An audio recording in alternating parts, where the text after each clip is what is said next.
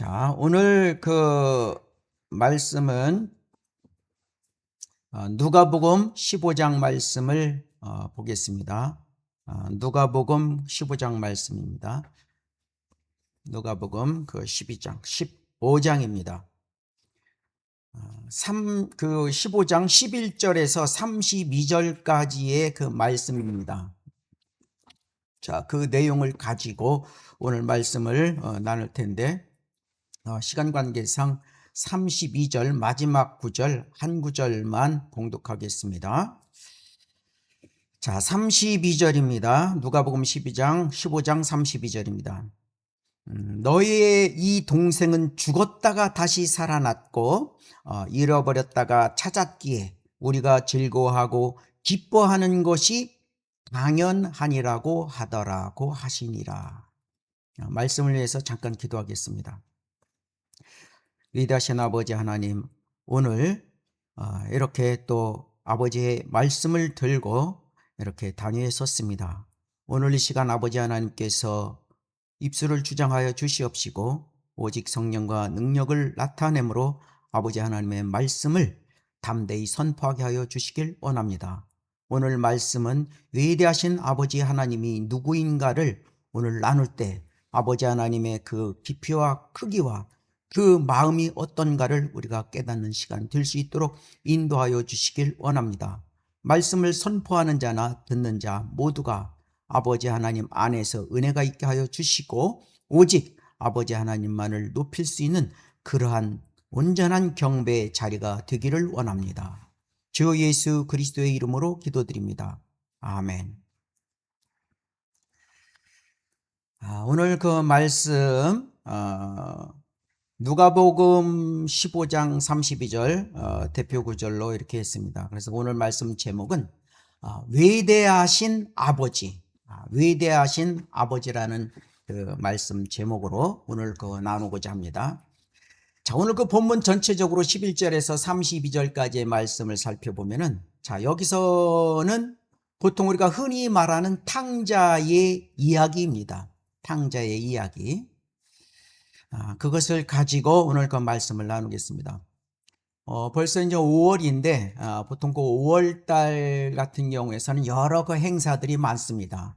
제정된 그런 날들도 있고, 다양한 그 행사들이 많은데, 바로 그 이틀 전에는 어버이날이었습니다.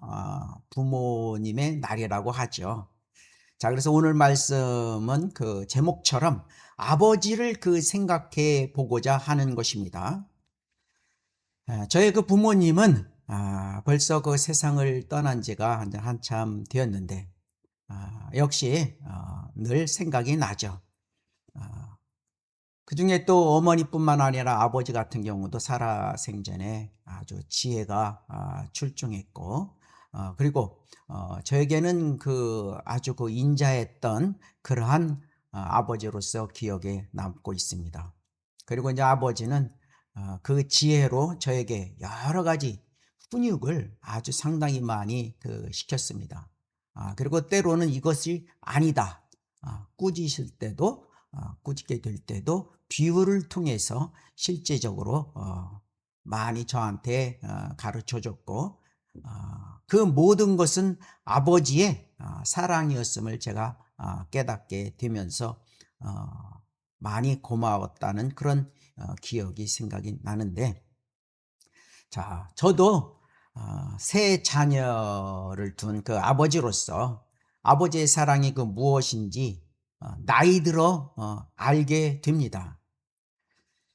자, 그런데 사람은 그 나이에 따라 아버지를 보는 눈이 달라지지 않습니까? 우리가 아주 어렸을 때, 가령 그 4살 때는 아빠는 뭐든지 다 할 수 있어.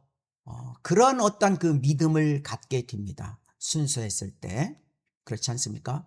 자, 그리고 이제 성인이 되면서 어느덧 그 20대가 되면은 어떻습니까?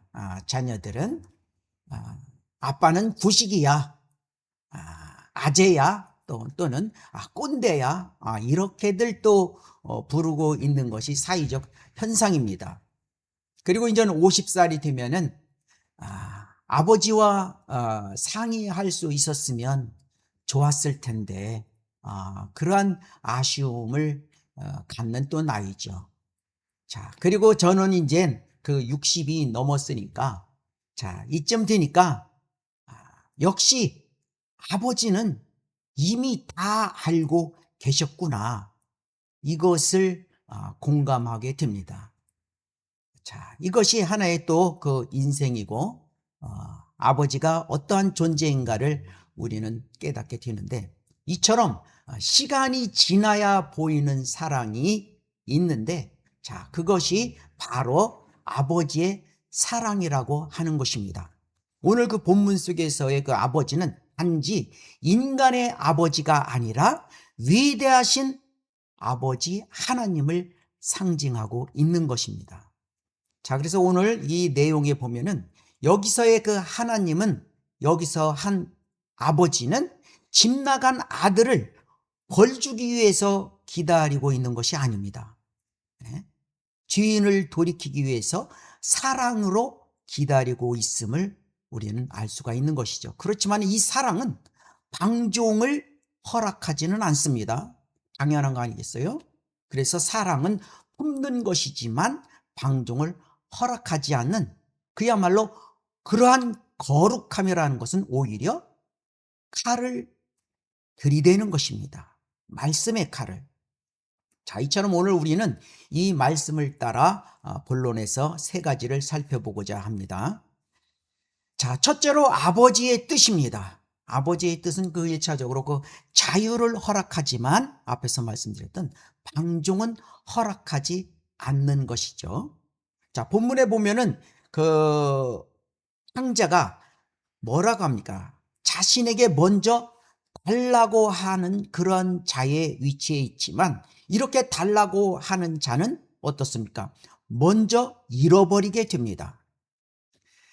자, 여러분 그 미국이라는 나라가 그 건국할 때 그 패트릭 헬리라는 사람이 어떤 말을 했냐면 우리에게 자유가 아니면 죽음을 달라 그런 말을 하지 않았습니까? 자, 그런데 오늘날은 어떻습니까? 기분이 나에게 달라 김미 하면서 다 이러한 그 무제한적 자유를 달라고 요구를 하고 있는 게 오늘날의 현실입니다. 자, 그런데 오늘 이 본문의 그 내용을 보면은 두 아들이 있습니다. 자, 탕자로 일컬어지는 작은 아들이 있습니다. 작은 아들이 탕자였죠. 그런데 이 아들은 아버지에게 바로 나에게 달라고 요구를 하는 거죠. 그런데 문제는 이 요구가 단순한 재산 요구가 아니라는 사실입니다. 자, 거기 12절에 보면은 누가복음 15장을 중심으로 합니다. 12절에 보면은 자, 그중 작은 아들이 아버지에게 말하기를 아버지 저에게 돌아올 재산의 몫을 주소서라고 하니 그 아버지가 자기 살림을 그들에게 나누어 주었더라. 자, 이때 물론 작은 아들이 요구했지만 큰아들, 그들 복수죠. 큰아들에게도 이미 재산의 몫을 이때 나누어 주었던 것이죠. 자, 재산의 몫을 주소서라고 하는 말은 뭡니까? 다른 말 보면은 아버지 없어도 저는 살 수 있습니다라는 말과 똑같은 것이죠. 그렇죠? 자, 하나님께서 재산의 몫을 주면서 자유를 허락했다고 해서 그 자유가 죄의 면허증은 아니라는 것이죠. 자, 지금 작은 아들의 그 분별 없는 재산의 요구는 그 재산이 결국은 어떻습니까? 돼지 우리로 데려가고 있음을 알 수가 있죠. 자, 이처럼 하나님은 아들의 요구를 들어주셨지만 그 허락은 은혜가 아니라 심판의 시작이었던 것입니다. 자, 하나님이 침묵하면서 원하는 대로 주실 때 그것이 오히려 더 무서운 것입니다. 아버지 저에게 돌아올 재산의 몫을 주소서라고 하니 그 아버지가 자기 살림을 그들에게 나누어 주었더라. 아무 말 없이 큰아들과 작은 아들에게 나누어 주고 있습니다. 자, 여러분, 죄는 처음에는 그 달콤하지만 어떻습니까? 끝에는 반드시 가시가 숨어 있습니다. 아버지의 뜻을 떠나는, 그쵸? 아버지의 뜻을 떠나서, 그쵸? 집을 떠나는 거죠. 그러한 첫걸음은 한편으로는 늘 달콤할 수가 있죠. 그러나 심판의 결과로 돌아오는 그 걸음은 늘 눈물겨운 것입니다. 자, 여러분, 하나님의 허락을 하나님의 승인으로 착각하지 마십시오. 이게 아주 중요한 것입니다. 자, 그리고 작은 아들이 먼 나라를 가는 것은 어떻습니까? 마음에서 시작되었다라는 사실입니다. 이 누가복음 15장 전체를 보면은 세 부분으로 나누어져 있습니다. 자, 거기서 하나가 잃어버린 양, 또 하나는 잃어버린 은전, 그리고 오늘 그 본문 말씀 잃어버린 아들, 이렇게 세 가지로 구분되어 있는데, 자, 여기서 잃어버린 아들은 바로 아버지 하나님께 초점을 맞추고 있다는 사실이죠. 아들이 아닙니다. 자, 그런데 작은 아들은 먼 나라로 가서 돈을 탕진하기 이전에 마음이 이미 그곳에 가 있었다는 것이죠. 자, 잠언서 그 23장 26절에 보면은 내 아들아 내 마음을 내게 주며 내 눈을 나의 길들에 주목하라고 말씀하신 이유가 있습니다. 자, 그것이 잠언서 4장 23절에서 열심을 다하여 내 마음을 지키라. 이는 삶의 문제들이 거기서 나옴이라 이렇게 말씀했기 때문이죠. 자, 거기가 어디입니까? 바로 마음에서 나온다. 삶의 문제들이 마음에서 나온다. 자, 여러분이 주님께 마음을 드리면 사실 여러분은 전부를 드린 것입니다. 자, 여기서 탕자의 그 타락이 먼 나라로 떠날 때부터 시작된 것이 아닙니다. 마음이 먼저 떠났고 몸이 나중에 따라간 것이죠. 그렇죠? 그 보이지 않는 마음이 먼저 보이는 몸을 흔들어 놓았던 것입니다.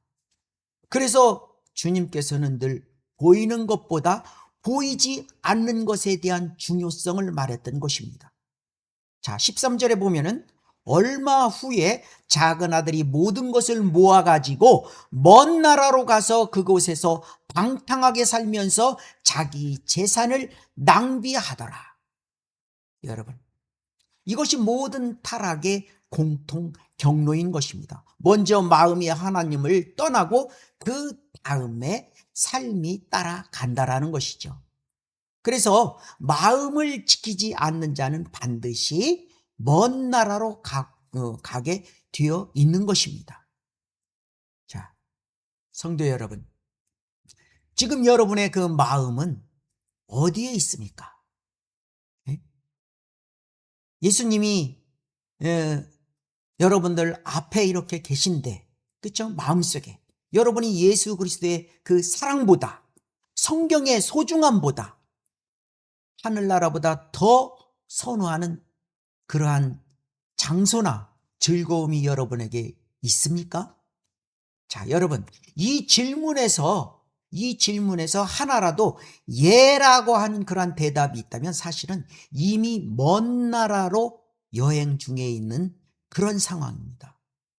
바로 작은 아들과 같은 사람이죠, 지금. 그래서 몸은 이곳 예배당에 앉아 있지만 마음은 세상에 있는 자가 있는 것이죠. 바로 이것이 21세기의 탕자라고 하는 것입니다. 자, 하나님은 여러분의 외모가 아니라 이렇기 때문에 마음을 보신다라는 것입니다. 그래서 마음을 하나님께 드리지 않는 자는 예배당에 앉아 있어도 탕자인 것이죠. 그래서 이곳에 그 몸만 가지고 오지 말고 마음을 가져오시기 바랍니다. 그리고 세상은 반드시 마음이 떠난 자를 돼지 우리로 데려갑니다. 여러분, 그 세상은 구주 예수님을 십자가에 못 박았는데 잘 지내려고 하는 그 대상이 바로 그 세상이라면 그 세상은 여러분을 돼지 우리로 데려간다는 것이죠.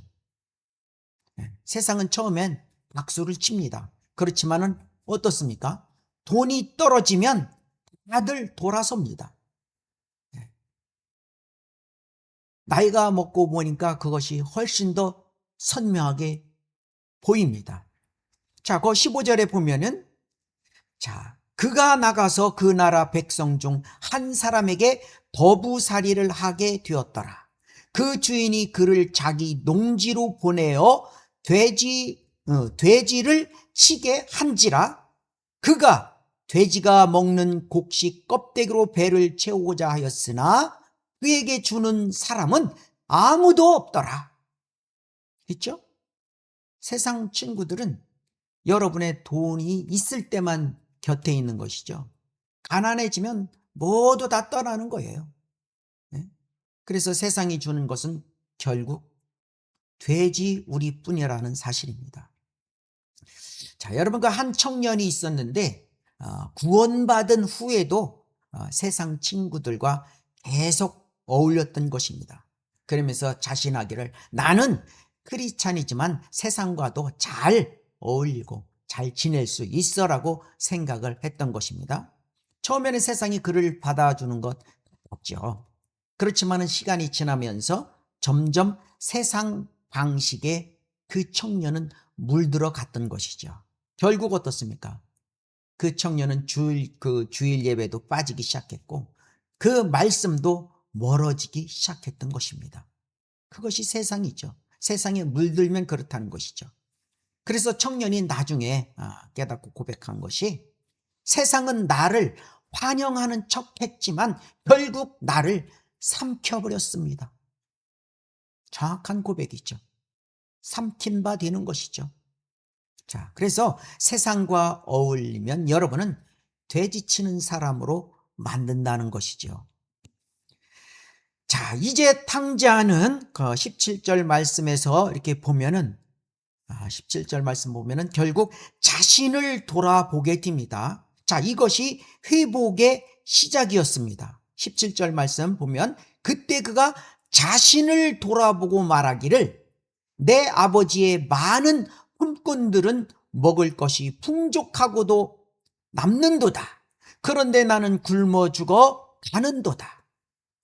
자, 세상이 여러분을 그 돼지우리로 데려가기 전에 지금 탕자처럼 바로 지금 자신을 돌아보시기 바랍니다. 여러분이 지금 어디에 있는지 하나님 앞에 점검하시기 바랍니다. 자, 이처럼 아버지의 집 밖에 있는 모든 곳은 결국 돼지 우리로 이어집니다. 자, 아버지는 그 자유를 주시지만 방종을 허락하지 않는 사실을 우리는 알게 됐습니다. 그리고 하나님을 떠나는 것은 마음에서 시작됐고 세상은 반드시 그 자를 돼지 우리로 데려간다라는 사실이죠.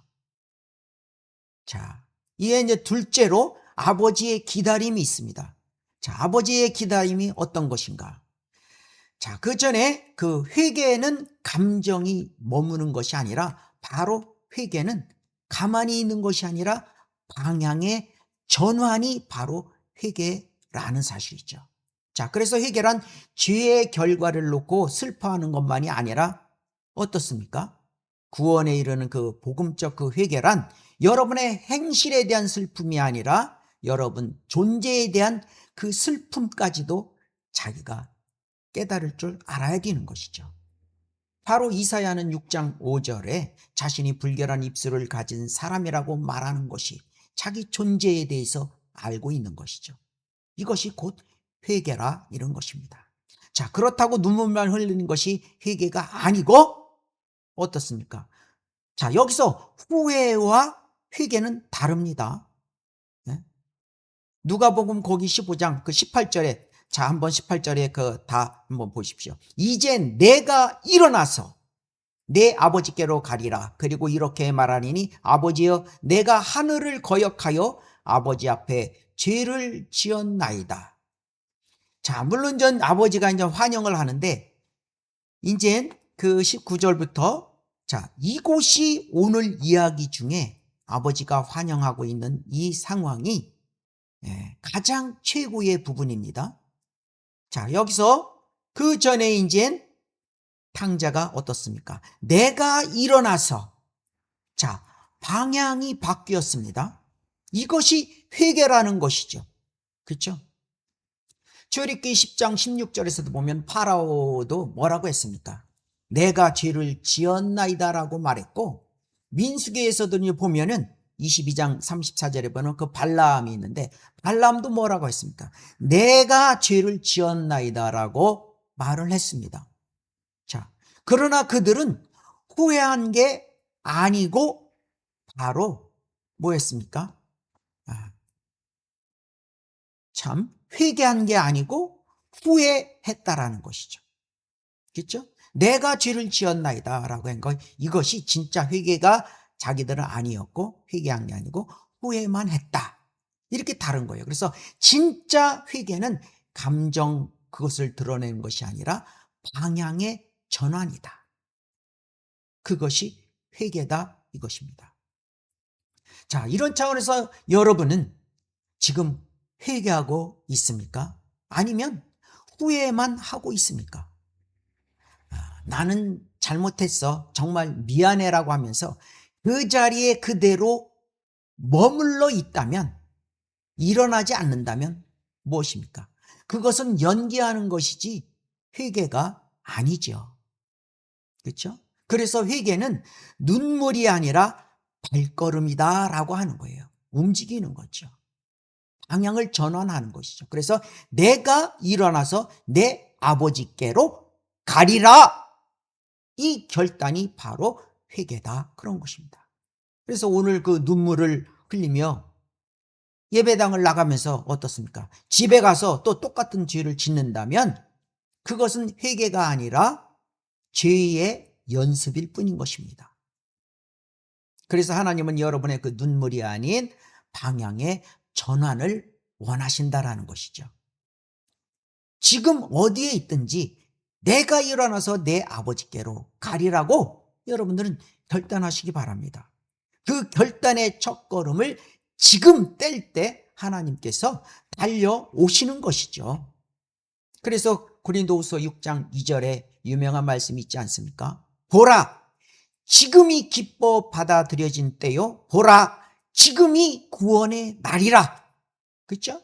자, 내일이 아닙니다. 조금 후에도 아닙니다. 바로 지금이죠. 지금이 구원의 날이 돼야 된다라는 것이죠. 자, 그리고 여러분, 이 이야기의 영웅은 탕자가 아니라 아버지인 것이죠. 어떻습니까? 아버지는 매일같이 동구 밖에 나가서 혹시 아들이 오지 않을까 살펴보았던 것이죠. 그 노인은 계속해서 아들을 기다리고 있었고, 그가 돌아오자마자 어떻게 했습니까? 27절에 보면은 그 살찐 송아지를 잡지 않습니까? 자, 세상은 이 비유의 주인공을 여기 그 탕자로 만들어 버립니다. 그러나 주인공은 탕자가 아니라 바로 아버지라는 사실이죠. 세상은 자기 길을 찾아 떠난 용감한 청년으로 포장하고 있지만, 그러나 성경의 영웅은 바로 아버지다. 그 아버지는 역시 하나님 아버지라는 사실이죠. 자, 아버지는 매일 기다렸고, 먼저 보았고, 먼저 달려갔습니다.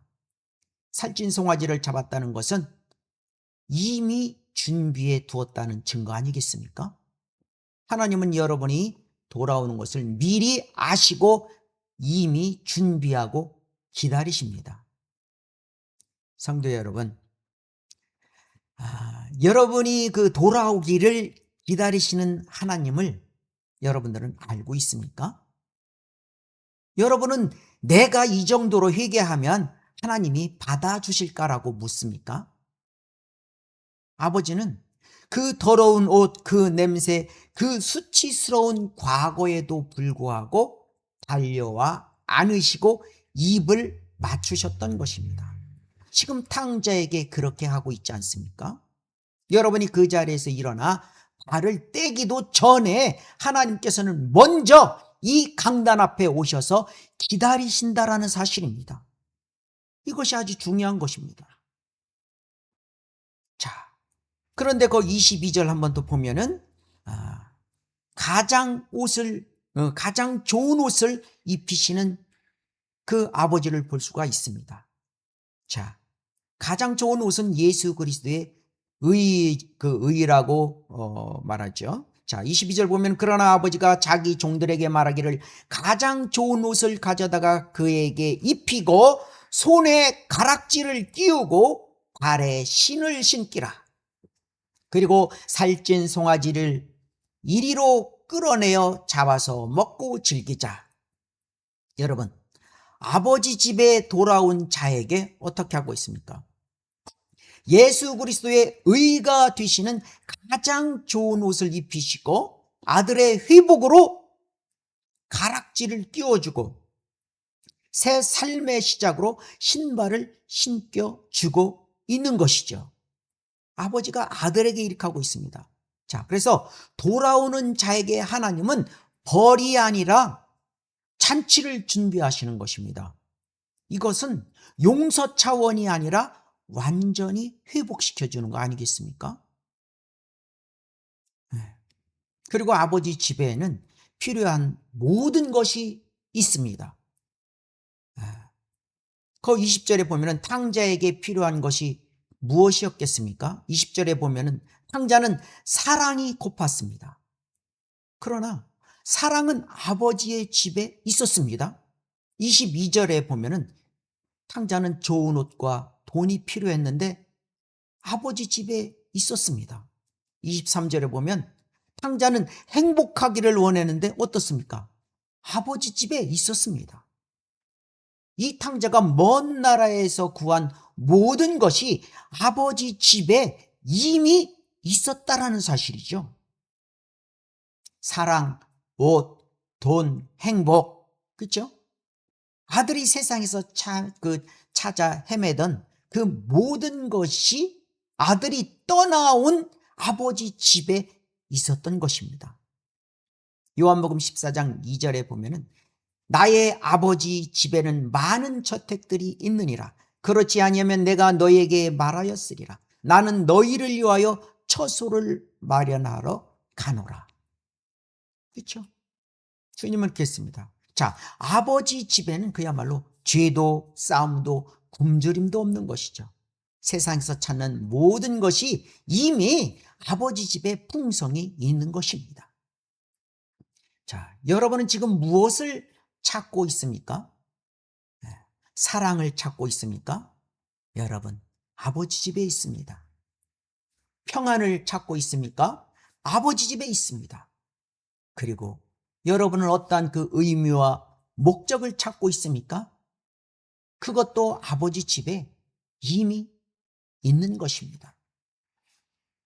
세상에서 그것을 찾아 헤매는 것은 아버지 집을 떠나 먼 나라를 떠도는 것과 똑같은 것입니다. 지금 당장 아버지의 집으로 돌아오시길 바랍니다. 그런데 마귀는 어떻게 합니까? 옆에서 조금만 더 있다가 그렇게 말하지만 하나님께서는 지금 당장 돌아오라 이렇게 말씀하시는 것이죠. 그리고 돌아오는 길에 마귀는 수많은 출구를 만들어 버립니다. 그렇죠? 이리 빠져나갈 구멍, 저리 빠져나갈 구멍, 엄청난 출구를 만들죠. 이 정도면 괜찮아. 이번 주는 쉬어도 돼. 조금만 더 즐기고 나중에 돌아와. 수많은 출구를 만들어 버리는 거죠. 그렇지만은 절대로 속지 마십시오. 곁길로 새지 말고 끝까지 직진하십시오. 아버지의 품은 여전히 열려 있습니다. 주인을 기다리느라 아버지의 눈물은 아직까지 마르지 않았던 것이죠. 이와 같이 아버지는 매일 기다리며 먼저 달려오시는 분입니다. 세상에서 찾는 모든 것은 이미 아버지 집에 있기 때문에 지금 당장 방향을 돌려서 돌아와야 하는 것입니다. 자, 셋째로 아버지의 소원이 있습니다. 자, 그것은 위선의 가면을 벗고 함께 기뻐하자는 것입니다. 자, 여기에 그 작은 아들이 아닌 그 큰 아들이 있습니다. 자, 큰 아들은 늘 여기서 보면 불평을 하고 있는데 이 불평은 사실이 아니라 거짓이었습니다. 자, 이 부분이 지금 전체 이야기 중에 지금 정점으로 달려가고 있는 그 부분입니다. 자, 29절에 보면은 수년 동안 아버지를 섬겼다라는 말이 거짓이라는 사실은 뭐냐면 12절에 그는 자신의 몫을 이미 받아서 관리하고 있었지 않았습니까? 그리고 어느 때에도 명령을 거역하지 않았다라고 이렇게 하는 말이 있는데 이거 역시 거짓입니다. 왜냐? 28절에 보면 아버지의 명령인 잔치 참석도 거부하고 있기 때문이죠.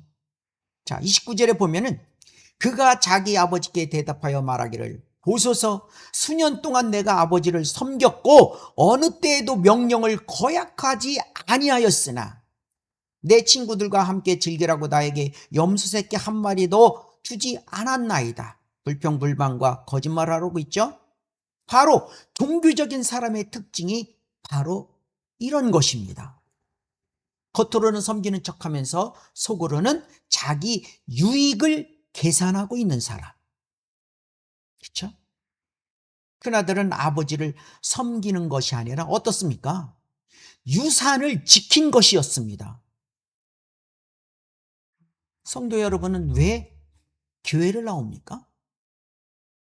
하나님을 사랑하기 때문입니까? 아니면 무언가를 얻어내기 위해서 교회를 나옵니까? 큰아들처럼 나는 이만큼 했는데 하나님은 왜 이것밖에 안 주나?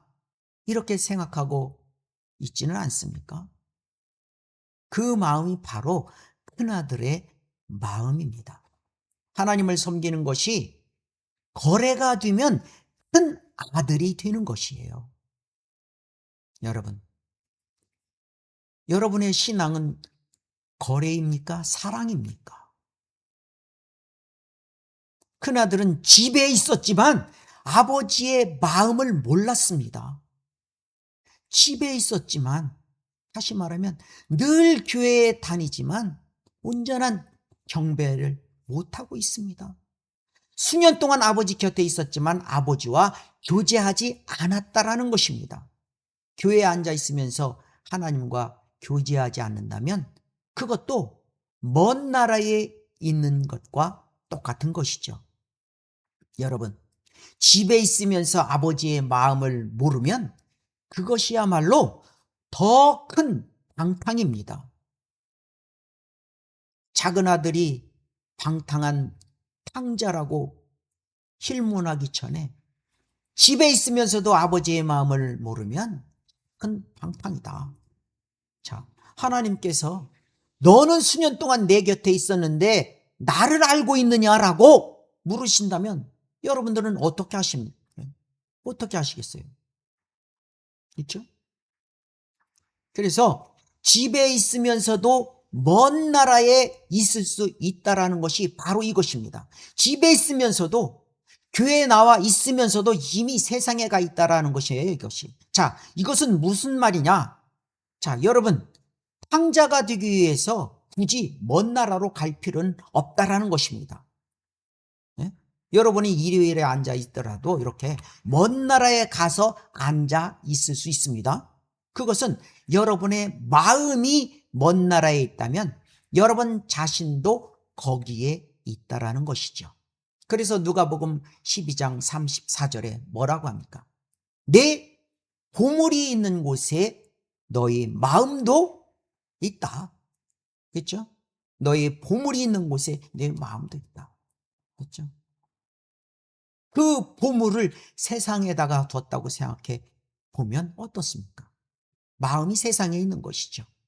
그래서 오늘 그 25절, 28절에서 보면은 그때 큰 아들은 들에 있었는데, 그렇죠? 그가 화가 나서 들어가기도 싫어하더라. 여러분, 큰 아들의 몸은 집 앞에 있었지만 어떻습니까? 마음은 아버지와 전혀 다른 곳에 있었던 것이죠.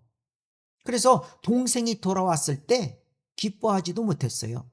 하나님이 기뻐하는 것을 함께 기뻐하지 못한 자가 됐던 것이죠. 자, 함께 기뻐하지 못하는 자가 어떻습니까? 마음이 먼 나라에 있는 것과 똑같은 것이죠. 여러분의 마음이 어디에 있는지 하나님은 이미 다 아시지 않습니까? 그렇죠? 그러니까 보물이 있는 곳에 내 마음이 있다. 하나님은 다 아시는 거예요. 네? 여러분, 말씀에 아무런 그 감각이 없다면, 그리고 기도가 식었다면, 예? 죄인의 회개에 아무런 감동이 없다면, 예? 동생이 돌아왔는데도 큰아들은 아무런 감동이 없다. 그렇죠?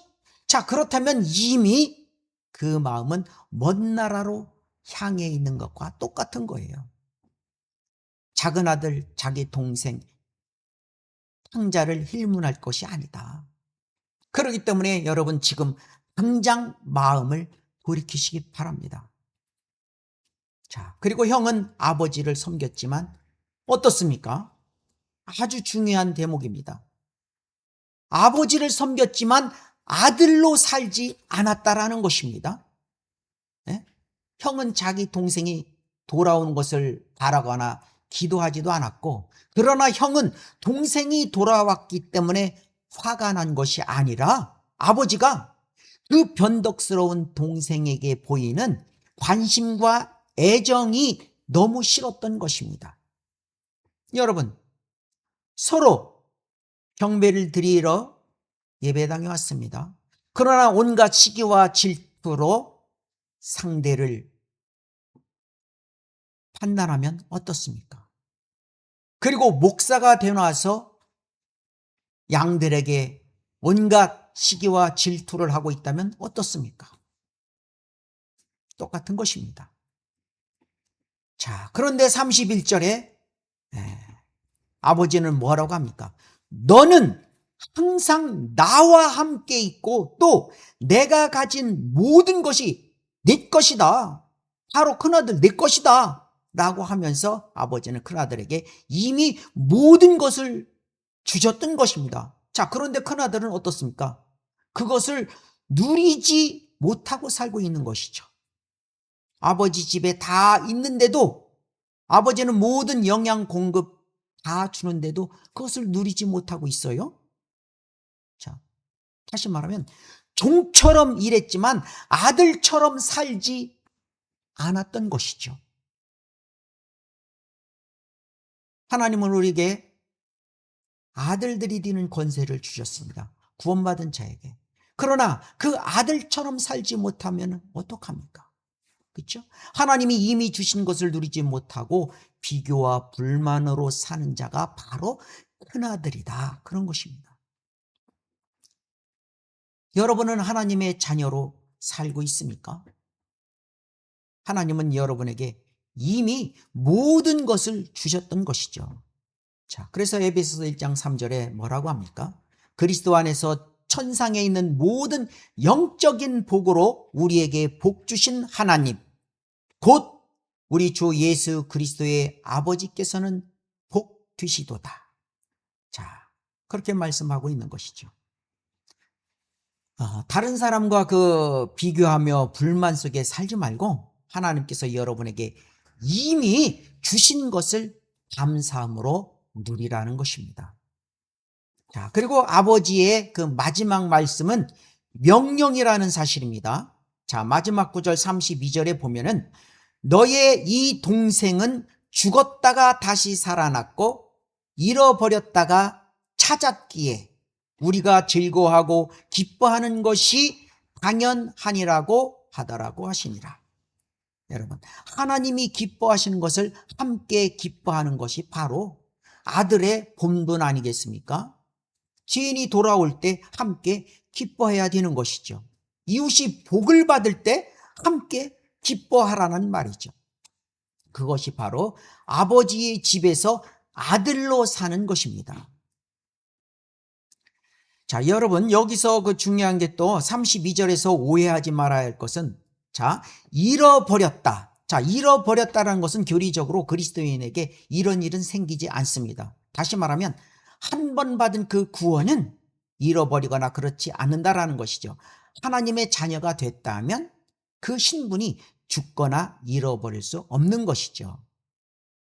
이 상황을 먼저 여러분이 숙지한다면 별다른 오해가 없을 것입니다. 그렇지만 여기 본문에서 이것은 지상의 아버지가 보는 방식을 말하는 것이고, 자, 그래서 모든 탕자들이 집으로 돌아오는 것을 원하시는 것이죠. 자, 이처럼 큰아들의 위선은 집에 있으면서도 아버지의 마음을 모르는 것이었죠. 하나님의 소원은 종처럼 섬기는 것이 아니라 아들처럼 함께 기뻐하는 것이 하나님의 소원이죠. 자, 오늘 그 결론 말씀을 내겠습니다. 오늘 우리는 세 가지의 진리를 살펴보았습니다. 아버지는 자유를 주시되 방종을 허락하지 않으시고 사랑으로 기다리시다가 달려와 안아주고 함께 기뻐하기를 원하신다는 것이죠. 이제 마지막으로 여러분에게 묻겠습니다. 나는 지금 어디에 있는가? 먼 나라에 있는가? 아니면 아버지의 품에 있는가? 집안에 있지만 마음은 식었는가? 나는 회개했는가? 아니면 단지 후회만 하고 있는가? 그렇죠? 눈물만 흘리고 방향을 바꾸지 않는다면 그것은 연기하는 것이죠. 지금 일어나서 아버지께로 오십시오. 나는 아들로 살고 있는가? 아니면 종처럼 살고 있는가? 생각해 보란 말이죠.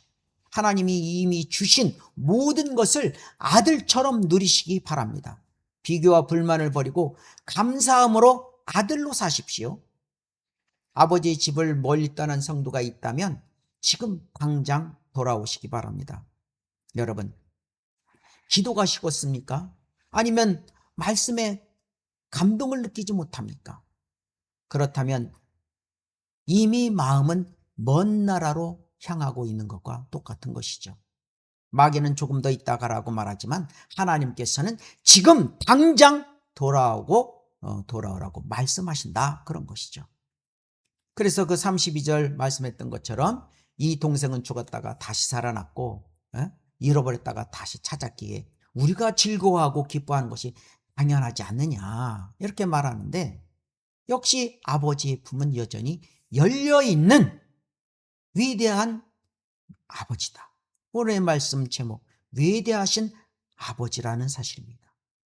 디모데전서 2장 4절 말씀에 보면 하나님께서는 모든 사람이 구원을 받고 진리의 지식에 이르기를 원하시느니라 말씀하고 있는 것입니다. 여러분, 오늘 결단의 고백이 여러분 가운데에서도 있어야 하는 것입니다. 바로 탕자의 고백입니다. 아버지, 내가 아버지께 죄를 지었나이다. 이제 아버지께로 돌아갑니다. 이러한 결단이 있어야 하는 것입니다. 여러분, 오늘 이 말씀 속에서 여러분에게 한번 또 물어보겠습니다. 아직까지 구원받지 못한 사람이 있다면 복음을 듣고 오늘 기도를 따라해 주시기 바랍니다. 자, 복음은 무엇이냐? 자, 수많은 사람들이 교회를 다니고 있지만 자기가 일요일이 돼서 교회에 가는데 헌금하고 11조 내고 전도하고 봉사하고 기부하고 예배 드린다라고 하는 것 자체가 구원을 받거나 구원을 유지한다라고 생각하는 어리석은 자들이 있습니다. 그것은 사실 상급과 관련이 된 것입니다. 여러분, 구원은 오직 믿음으로 받는 것이지 그런 여러분들의 의로운 행위나 여러분들의 집사나 목사나 이런 직분으로 받는 게 아닙니다. 그렇죠? 예수 그리스도의 심판석에 갈 사람들이 의로운 행위를 한 사람이 갑니까? 구원받은 자가 가는 것입니다. 거기서 금이나 은이나 보석이나 아니면 나무나 집이나 그루터기로 불타 없어지는 상급이 거기에서 결정이 되는 것입니다. 그래서 먼저 구원받은 자에게 상급이 적용이 되는 것입니다. 이것을 잘 알아야 되는 것입니다. 자, 그러면 우리는 무엇을 믿어야 되느냐? 복음을 믿어야 한다라고 하는 것이 도대체 무엇인가? 그 복음을 마음으로 믿어야 한다라고 하지 않습니까? 그렇죠? 믿음으로 말미암아 하나님의 은혜로 구원을 받는다. 이것은 너에게서 난 것이 아니고 하나님의 선물이다. 행에서 난 것이 아니니 아무도 자랑하지 못하게 하려 하십니다. 에베소서 2장 8, 9절 말씀이죠. 자, 바로 복음의 3대 요소가 예수 그리스도의 죽으심과 장사되심과 부활하심, 그것입니다. 그래서 먼저 고백을 합니다. 주님, 저는 죄인입니다. 진심으로 고백을 합니다. 예수님께서는 여러분의 모든 죄를 제거해 주시기 위해서 십자가에서 못 박혀 피 흘려 죽으신 거예요. 그리고 묻히셨다가 부활하신 사실, 이것을 머리가 아닌 마음에 믿을 때 구원을 받는 것이다. 그리고 사람의 마음에 가득한 것을 입으로 낸다라고 하지 않습니까? 그래서 고백하는 것입니다. 자, 여러분은 이 중에 예수 그리스도의 죽으심과 장사되심, 부활하심, 이것은 순전히 하나님의 구원 계획이고 그것은 여러분들을 위한 것이라면 그것을 믿습니까? 네. 믿는다라고 생각하는 사람들은 바로 지금 제가 하는 기도에 대해서 여러분 따라해 주시기 바랍니다. 이미 구원받은 사람도 따라해 주시기 바랍니다.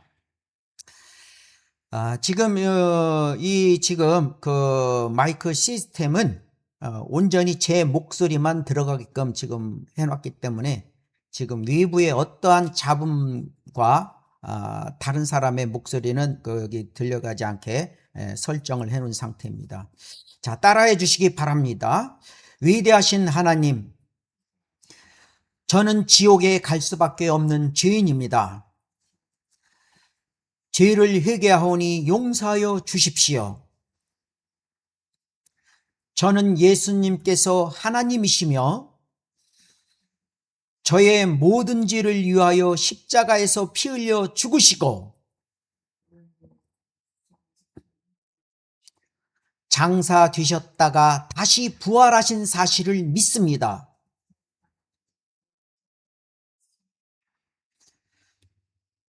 주 예수 그리스도를 저의 구주로 영접하오니 지금 제 안에 들어오셔서 저를 구원하여 주십시오. 저를 지옥으로부터 구원해 주셔서 감사합니다. 주 예수 그리스도의 이름으로 기도드립니다. 아멘. 자, 이처럼 진심으로 여러분이 기도를 하셨다면 여러분들은 구원받아 하나님의 아들들이 되는 권세를 받은 것입니다. 요한복음 1장 12절 말씀처럼 그를 영접한 사람들에게는 하나님의 아들들이 되는 권세를 주셨으니 즉 그의 이름을 믿는 사람들에게니라 라고 말씀했던 것처럼 이미 이것을 믿고 여러분들이 고백한 자들은 오늘 이 자리가 여러분의 구원의 장소요, 구원의 날이 되는 것입니다. 구원받은 사람들은 결국 하늘나라에서 서로의 얼굴을 다 대면할 것입니다. 진심으로 축하드리면서 오늘 말씀을 여기서 맺겠습니다. 잠시 기도하겠습니다.